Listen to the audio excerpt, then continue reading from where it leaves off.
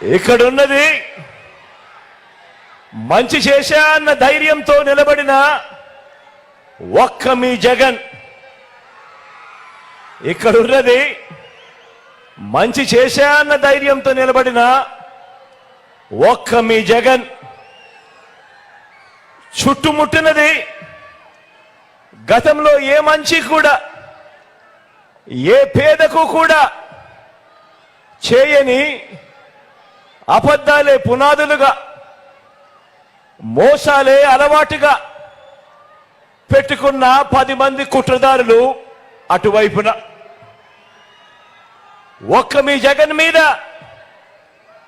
ఎంతమంది దాడి చేస్తా ఉన్నారు అనంటే నిజంగా ఆశ్చర్యం అనిపిస్తుంది.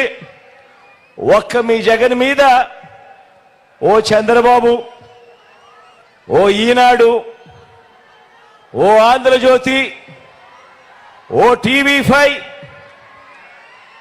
ఓ దత్తపుత్రుడు,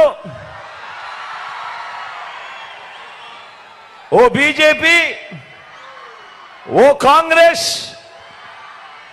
ఇవన్నీ సరిపోవంటూ ఇన్ని కుట్రలు, ఇన్ని అబద్ధాలు, ఇన్ని మోసాలు,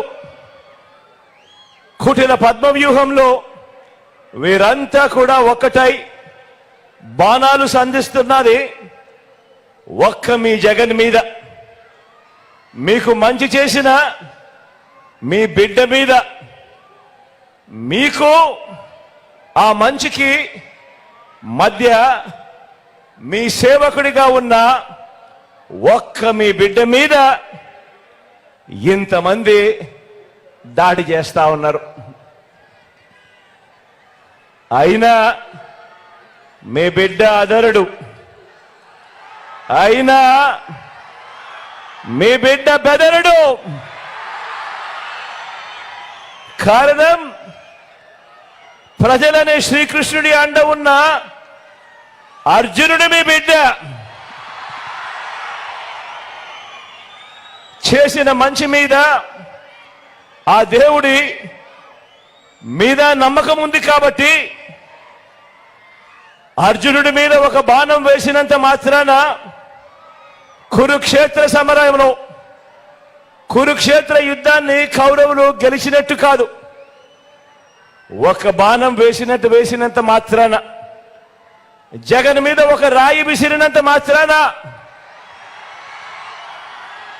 జగన్ మీద ఒక రాయి విసిరినంత మాత్రాన జరగబోయే ఎన్నికల కురుక్షేత్రంలో ఆ దుష్ట చతుష్టయం ఓటమిని, ఆ పెత్తందారుల ఓటమిని, మన పేదల ప్రభుత్వం గెలుపును ఎవ్వరూ ఆపలేరు. ఇలాంటి దాడుల వల్ల నా సంకల్పం చెక్కు చెదరదు. పైగా ఈ స్థాయికి వీరు దిగజారారు అనంటే దాని అర్థం ఏమిటి? ఈ స్థాయికి వారు దిగజారారు అనంటే దాని అర్థం ఏమిటి? విజయానికి మనం అంత చేరువుగా ఉన్నామని,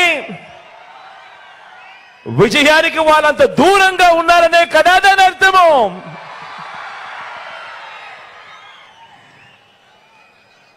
అందుకే చెప్తా ఉన్నా, ఈ తాటాకి చెప్పులకు మీ బిడ్డ అదరుడు, మీ బిడ్డ బెదరడు. మీకు సేవ చేయాలన్న నా సంకల్పం మరింత పెరుగుతుందే తప్ప ఏ కొంచెం కూడా వెనుకడుగు వేసే ప్రసక్తే లేదు. నా నుదుటి మీద వారు చేసిన గాయం, నా నుదుటి మీద వారు చేసిన గాయం దేవుడి దయతో అది ఇక్కడ తగల్లేదు, అది ఇక్కడ తగల్లేదు. అంటే దాని అర్థం దేవుడు మీ బిడ్డ విషయంలో ఇంకా పెద్ద స్క్రిప్టే రాశాడు అని చెప్పి దాని అర్థం.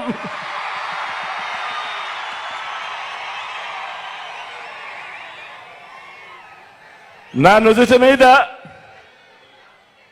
వారు చేసిన గాయం బహుశా 10 రోజుల్లో తగ్గిపోతుందేమో, కానీ పేదల ప్రయోజనాలకు చంద్రబాబు చేసిన గాయాలు, ఆయన పాలనలో ఆయన చేసిన గాయాలు, ఆ రైతులకైతేనేమి, ఆ అక్క చెల్లెమ్మలకైతేనేమి, ఆ నిరుద్యోగులకైతేనేమి, ఆ సామాజిక వర్గాలకైతేనేమి, ఆ చంద్రబాబు మోసాలతో అతలాకుతలమైన ఆ పేదల బ్రతుకులు, చంద్రబాబు చేసిన మోసాలను, చంద్రబాబు చేసిన గాయాలను ఆ పేదలు ఎన్నడూ కూడా మర్చిపోయే ప్రసక్తే ఉండదు అని సందర్భంగా చెప్తా ఉన్నాను. గాయపరచడం, మోసం చేయడం, కుట్రలు చేయడం చంద్రబాబు నైజమైతే, మీ ఇంటింటికి మంచి చేయడం మీ బిడ్డ నైజం అని చెప్పి కూడా ఈ సందర్భంగా గర్వంగా చెప్తా ఉన్నా.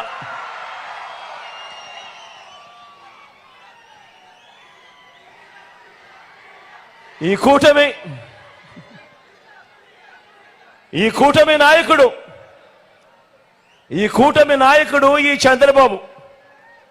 ఈ చంద్రబాబు గారి 30 ఏళ్ల ఫిలాసఫీ ఒకసారి చూడండి. 30 సంవత్సరాల చంద్రబాబు ఫిలాసఫీ ఒకసారి గమనించండి. పేద ప్రజలకు ఏ మంచి ఇవ్వద్దు అని, పేద ప్రజలకు ఏ మంచి చేయొద్దు అన్నది చంద్రబాబు ఫిలాసఫీ. ఇలా ఎంతమందికి చంద్రబాబు ఇవ్వద్దు అని చంద్రబాబు వాదించాడో గుర్తు తెచ్చుకుంటే బాబు ఎలాంటి వాడో అందరికీ కూడా అర్థమవుతుంది. ఆయన నైజం. రైతులకు ఉచిత విద్యుత్ ఇవ్వద్దు అన్నది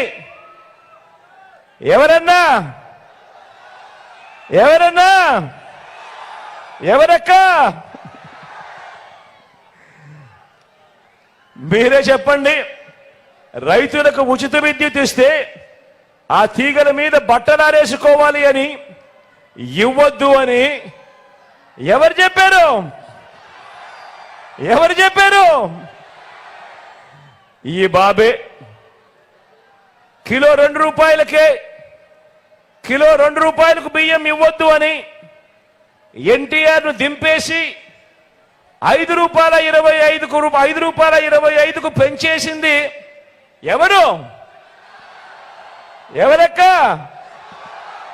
ఎవరన్నా? అది ఈ బాబే. ప్రభుత్వ ఉద్యోగాలు ఇవ్వద్దు అన్నది ఎవరంటే ఆ దౌర్భాగ్యం కూడా ఈ బాబే.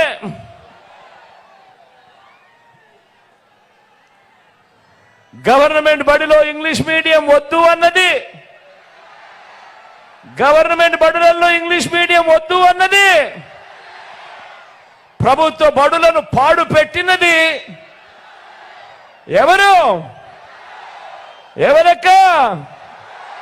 ఎవరన్నా?